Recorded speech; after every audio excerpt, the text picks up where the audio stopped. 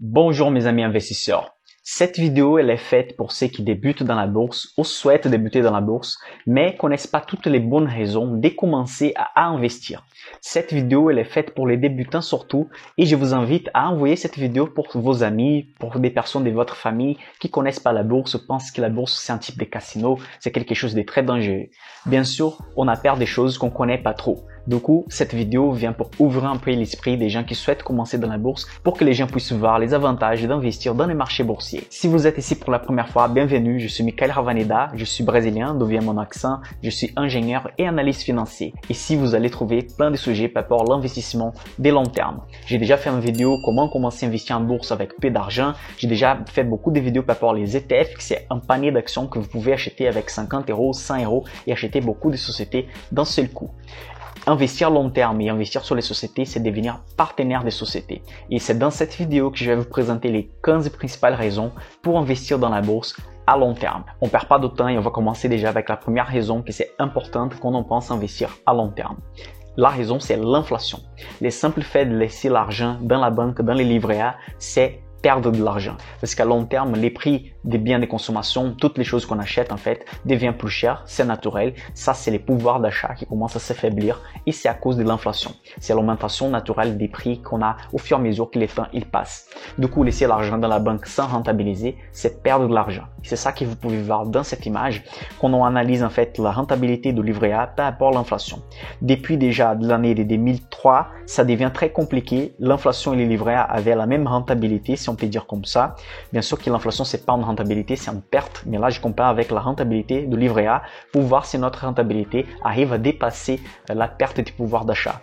Vous voyez qu'en 2012, en fait, les deux avaient les mêmes niveaux. Et à partir de 2017, on est entré vraiment dans la situation des pertes. Si laisser l'argent à côté, c'est perdre de l'argent, il faut qu'on trouve un autre moyen de rentabiliser l'argent qu'on met à côté de notre boulot, de notre salaire, qui c'est déjà très difficile de mettre de l'argent à côté pour la majorité des gens de la société. Donc, il ne faut pas déjà perdre cet argent qui est mis à côté. Donc, ce qu'on retient déjà de premier point, c'est que laisser l'argent à côté, c'est déjà perdre de l'argent. Donc, du coup, on doit penser d'une façon de rentabiliser cette quantité d'argent épargné. Le deuxième point, c'est la rentabilité élevée. Il n'y a pas un meilleur moyen d'investir de l'argent qui est dans la bourse à long terme. À moyen terme et à court terme, bien sûr, la bourse elle est instable, elle a de la volatilité, mais ceux qui restent à long terme dans la bourse sont gagnants. J'ai choisi justement cette date-là parce qu'en 2008, on a la crise mondiale, en 2011, on a la crise qui commence en Europe, en 2020, on a la crise du Covid. Donc, on passe par deux crises mondiales et une crise continentale. Et vous pouvez remarquer qu'on a des données de beaucoup de pays ici et la rentabilité moyenne de la majorité des pays annualisée, c'était entre 5 et 7% par an.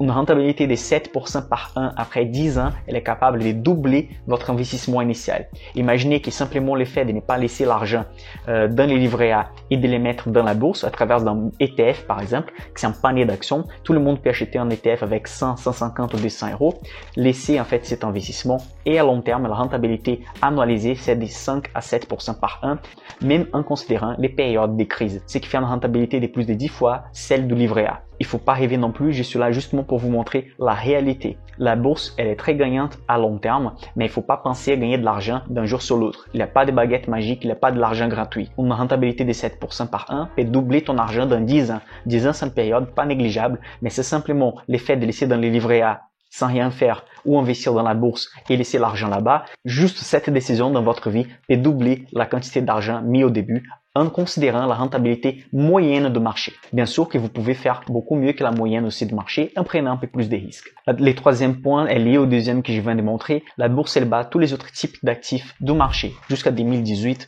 et la bourse, c'est l'investissement qui a plus remporté. L'immobilier en deuxième place ici, il considère l'immobilier dans la région parisienne et des principales capitales de l'Europe.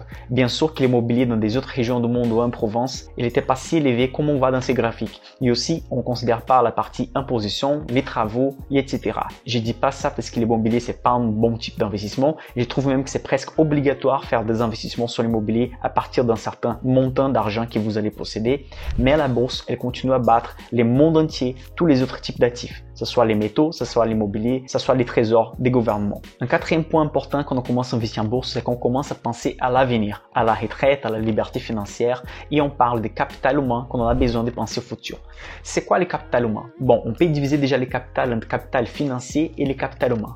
Les capital humains, ils commencent environ avec 16 ans, 18 ans d'âge quand on commence à travailler. On passe par la phase des vingtaine d'années, trentaine d'années, quarantaine d'années où on commence à accumuler du patrimoine et ensuite on en descente en fait de cette courbe car notre capacité de générer de l'argent commence à diminuer car on va pas être la performance de notre santé et bien sûr on arrive proche de la retraite. Du coup en fait, pendant que notre capital commence à monter au fur et à mesure des années, notre capital humain, notre capacité de travailler à chaque fois plus et d'apprendre à chaque fois plus commence à diminuer. C'est pour ça qu'on doit arriver à la retraite quand notre capital humain il est moins élevé avec un accumul de capital et c'est le capital financier. Donc investir dans les présents en pensant au futur nous aide aussi à garantir une liberté financière ou même une aide par rapport à ce qu'on va recevoir peut-être de l'État en termes de retraite ou simplement arrondir la fin de mois une fois qu'on aura besoin au futur. Dans les cinquièmes points, on voit que la bourse elle est très populaire. Beaucoup de personnes pensent que la bourse c'est une chose pour les riches avec la cigare dans la main. C'est pas le cas. Comme vous pouvez voir, il y a beaucoup de pays où les investisseurs pèsent beaucoup dans les marchés. Dans cette étude, il faut considérer tous les investissements directs dans les actions, dans les ETF, dans les fonds d'investissement, dans les épargnes entreprises, que les sociétés qui versent des actions vers les employés. Du coup, on va considérer les fonds de pension. Si on considère tous les marchés, les gens qui possèdent directement ou indirectement des actions, 14% des Français possèdent des actions, 21% des Américains, 17% des Suisses, 11% des Allemands, 31% des Japonais ont leur retraite ou leur épargne liée à des actions japonaises au même niveau mondial. Du coup, les investissements en actions indirects ou indirects, la bourse elle est faite pour tout le monde et on peut commencer avec peu d'argent comme je montre dans cette vidéo ci-dessus. Un sixième point important, qui c'est une raison importante d'investir dans la bourse, c'est avoir de la liquidité. La bourse, on peut acheter dans une journée et vendre cette quantité d'actions dans la même journée. C'est qu'on dit que c'est très liquide. On peut transformer un actif vers l'autre très facilement. Avec l'immobilier, ça c'est très rare à faire. Même avec les métaux, c'est un peu difficile. Donc, une maison, vous allez acheter, vous allez vendre, il y a toute la documentation, la bureaucratie, etc.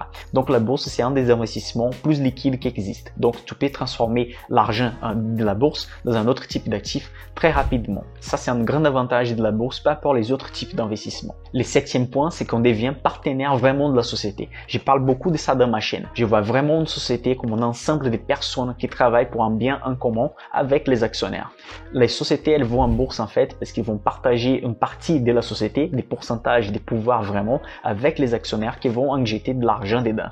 L'actionnaire, il peut même avoir des pouvoirs de vote dans la société. Il peut décider en fait la direction de la société. Donc, investir en bourse, c'est faire partie de l'économie réelle et la bourse, elle n'est pas un jeu à match nul comme beaucoup de personnes pensent à ça. Je vais mettre dans les descriptions de la vidéo un lien qui explique pourquoi la bourse, elle n'est pas un jeu en fait des sommes zéro où seulement on va avoir un gagnant et un perdant. C'est pas comme ça. La richesse, elle est construite. Si vous pensez à Google, Facebook et toute cette nouvelle société qu'on possède actuellement dans notre réalité, ces sociétés n'existaient pas à quelques décennies ou même à 10 ans, 15 ans, 20 ans. Du coup, la richesse, elle peut être créée. Du coup, quand on investit dans la bourse, on investit aussi en partie de l'économie réelle. Un huitième point important, bien sûr, c'est la diversification. Vous allez laisser votre argent simplement dans l'immobilier et si une crise immobilière arrive. Également, on ne va pas laisser tout l'argent dans la bourse non plus. À partir d'un certain niveau de capital, il commence à être intéressant d'investir dans des autres types d'actifs. Mais la bourse, elle permet d'investir sur plusieurs types de secteurs dans un seul coup. Par exemple, vous pouvez investir dans l'industrie, dans la technologie, dans l'immobilier, dans les métaux, etc. avec des actions liquides que vous pouvez acheter et vendre très facilement. Du coup, vous pouvez diversifier votre argent sous plusieurs types de secteurs. Quand vous investissez dans la bourse, vous diversifiez les risques en fait sur plusieurs secteurs de l'économie. Quand vous investissez dans la bourse aussi, vous pouvez avoir des avantages fiscaux. Donc, par exemple, les PAX, les plans d'épargne en action. J'ai déjà fait une vidéo qui explique ça. Je vais laisser ci-dessus. Qui, en fait, à la place de payer 30% d'imposition sur les plus-values, on va payer 17,2% sur les PA. Du coup, l'État, en fait, il attire l'attention des investisseurs pour investir dans la bourse avec ce type d'enveloppe fiscale. Je vais laisser toutes les informations dans la description de la vidéo. Comme ça, vous pouvez ouvrir un PA ou un compte titre et commencer à investir dans la bourse très facilement. Tout ça, c'est fait en ligne et de manière très facile. Un point important pour investir dans la bourse, c'est comme elle a une rentabilité plus élevée que les autres types d'actifs et permet de diversifier plus, on peut accélérer l'indépendance financière. Vous pouvez interpréter ça comme simplement vivre des rentes passives, ce qui va être difficile pour la majorité des personnes, car ça dépend aussi de la quantité d'argent que vous pouvez épargner pendant toute votre vie. Mais sans doute, la bourse, c'est un excellent moyen d'arrondir la fin de mois après une certaine période d'investissement ou simplement utiliser cet argent pour un nouveau projet. La bourse, en fait, elle a des leviers très importants. C'est les temps et l'intérêt composé. Les deux, quand ils travaillent ensemble, ils font l'effet des boules de neige. Comme j'avais dit, pour donner un ordre de grandeur, 7% par an, il est capable de doubler l'argent investi après 10 ans d'investissement. Si vous avez une rentabilité moyenne annualisée de 12% par an pendant 10 ans, vous allez faire plus de 3 fois les montants au début qui étaient investis. Il faut jamais oublier que quand on va investir, peu importe si c'est sur la bourse, sur l'immobilier, on a en fait un trépied. Il faut que notre revenu soit plus élevé que les dépenses et ce qui reste entre les revenus moins les dépenses, c'est la quantité qu'on va investir. Du coup, pensez toujours à augmenter votre revenu, diminuer vos dépenses qui sont pas nécessaires en fait pour avoir de l'argent qui reste pour pouvoir investir. Peu importe si c'est à la bourse ou pas, ça c'est très important. Et avec la bourse, bien sûr, on peut avoir des rentabilités plus élevées. Les marchés boursiers permettent de commencer très doucement aussi. Vous pouvez vous former avec des articles sur Internet, en achetant un de ces livres que j'ai montré ici. J'ai une vidéo où je parle des 14 livres d'investissement par niveau des connaissances. Je vous invite à cliquer sur cette vidéo ci-dessus. Là-bas, vous pouvez trouver les 14 livres que vous pouvez lire pour bâtir un niveau de connaissances des fous dans la bourse. Du coup, vous pouvez simplement acheter un ETF, comme j'avais expliqué, qui c'est un panier d'actions. Ensuite, vous pouvez commencer à vous former jusqu'à arriver à acheter des actions en direct par vous-même. Du coup, si vous avez un horizon de long terme, des 10 ans, 8 ans, 15 ans, vous n'avez pas besoin d'être pressé. Vous pouvez prendre une année pour acheter des ETF, acheter quelques actions, analyser les marchés et au fur et à mesure que le temps il passe, vous allez bâtir un portefeuille solide et qui sera gagné à long terme s'il respecte les principaux critères basiques d'un portefeuille, comme par exemple la diversification. Une belle raison aussi d'investir dans la bourse, c'est augmenter les niveaux de connaissances. Quand vous allez commencer à payer les impôts par rapport aux plus-values, quand vous allez investir sur certaines sociétés, vous allez en fait connaître les secteurs d'activité, ce qu'elles vont vendre, comment c'est les niveaux de rentabilité, des marges. Donc ça va vous rapporter des connaissances pas seulement dans la bourse, mais dans la vie réelle aussi, par rapport à l'économie, comment fonctionne la politique aussi de notre pays, de notre région. Ça vous rapporte de la richesse culturelle aussi. La bourse aussi, c'est un moyen de s'engager. Si vous voulez pas investir par exemple dans la cigarette, dans des armes, vous n'êtes pas obligé. Vous pouvez choisir des actifs, des sociétés qui pensent en fait à l'environnement ou dans les sujets qui vous êtes intéressés. Si vous êtes trop fan d'Apple, vous pouvez acheter par exemple l'action d'Apple. Si vous êtes fan de l'énergie renouvelable par rapport aux autres types de sources d'énergie, vous pouvez investir que dans ces types de sociétés. Donc la bourse, elle permet de s'engager aussi selon vos envies d'investissement. Un 14e point important, c'est les dividendes. J'ai déjà fait une vidéo où j'explique les avantages, les inconvénients des dividendes, mais en grosso modo, les dividendes, c'est l'argent versé de la société, une partie des bénéfices de la société vers les actionnaires. Une fois, par exemple, que vous voulez un portefeuille moins volatile ou un portefeuille qui va vous donner de la rente passive, vous pouvez penser à avoir un portefeuille des dividendes avec des sociétés bien établies, des grosses sociétés qui versent une bonne partie de la rentabilité vers les actionnaires. Du coup, bâtir une rente passive aussi à long terme, c'est très bien quand on est dans la bourse. Et j'ai dit même que la bourse, elle est facile. Beaucoup de gens vont dire qu'elle est très complexe. On sait qu'on doit choisir des bons actifs, des belles sociétés et diversifier. La base, c'est ça. Mais il y a une partie qui c'est intéressant de se former pour faire le management de portefeuille, savoir choisir ces types d'actifs. Donc, notre objectif, c'est de sortir d'un investisseur niveau 0 jusqu'à devenir un investisseur. Mais cela peut prendre quelques semaines ou quelques mois.